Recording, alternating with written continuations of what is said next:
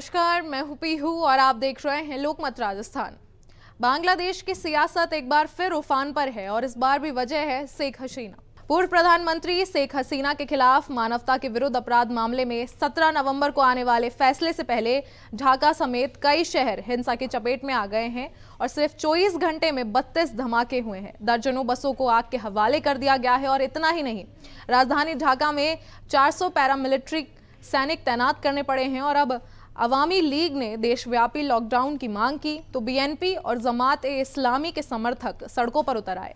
और फिर supreme court जिस फैसले की तैयारी कर रहा है उसने पूरे बांग्लादेश को मानो सांस रोककर खड़े होने पर मजबूर कर दिया है। आइए जानते हैं आखिर पूरा मामला क्या है। ढाका की सड़कों पर गुरुवार को जिस तरह आग के गोले उठते दिखे और रात भर धमाकों की आवाजें गूंजती रही, उसने बांग्लादेश में तनाव की गंभीरता को और बढ़ा दिया है।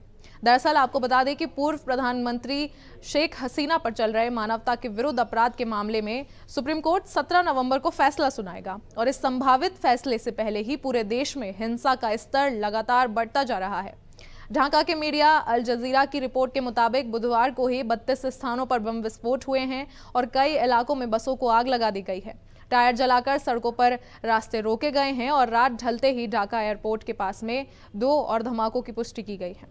हालांकि किसी के हताहत होने की खबर नहीं आई है, लेकिन यह दहशत का माहौल इतना गहरा है कि राजधानी में सभी सरकारी और निजी स्कूलों को ऑनलाइन कर दिया गया है। सार्वजनिक परिवहन व्यवस्था लगभग पूरी तरह ठप हो चुकी है। शहर में सुरक्षा का बोझ संभालने के लिए 400 पैरामिलिट्रिक जवान तैनात कर दिए गए हैं, जबकि संवेदनशील इलाकों में पुलिस और सेना की संयुक्त तैनाती भी बढ़ा दी गई है। अब आपको बता दें कि आखिर क्या है बांग्लादेश की पूर्व प्रधानमंत्री शेख हसीना पर चल रहे मानवता के विरुद्ध अपराध।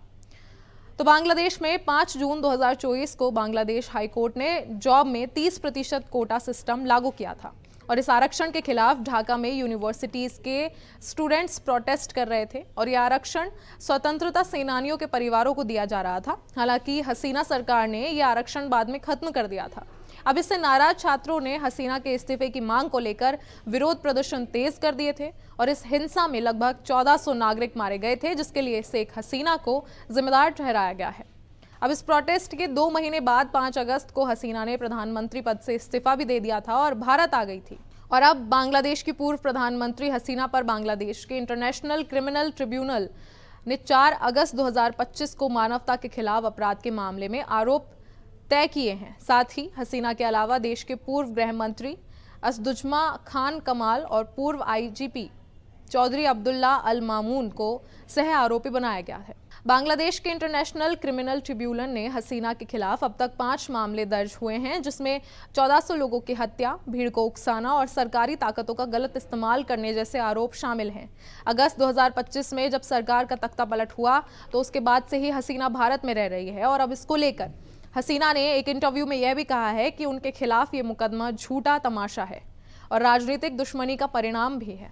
उन पर आरोप यह भी है कि उन्होंने 2024 के छात्र आंदोलन के दौरान सुरक्षा बलों को फायरिंग का आदेश दिया था, जिसमें 1400 से अधिक लोग मारे गए थे। हालांकि हसीना ने दावा किया है कि उन्हें कभी गोली चलाने का आदेश नहीं दिया।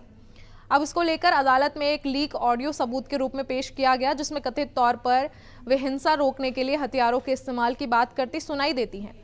हसीना ने इस पर भी सवाल उठाया है कि क्या ये सच है। अब इसको लेकर सरकारी वकील ने हसीना के खिलाफ 5 गंभीर आरोपों में से हत्या और मानवता के विरुद्ध अपराध को सबसे महत्वपूर्ण बताया है और उनके लिए मौत की सजा की मांग की गई है, जिसके समर्थक में बांग्ला के हजारों लाखों लोग हैं।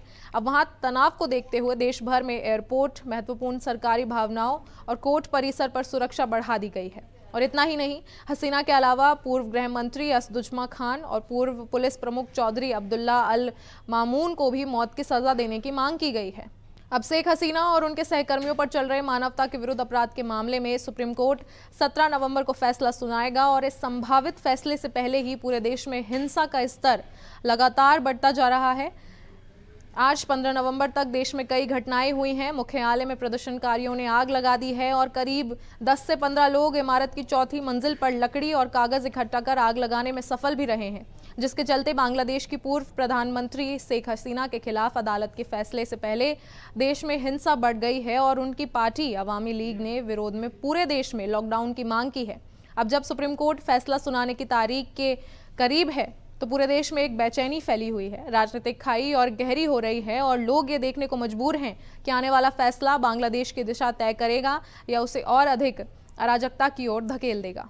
इस पर अपने विचार हमारे साथ शेयर करें और ऐसी और खबरों और अपडेट्स के लिए बने रहें लोकमत राजस्थान के साथ।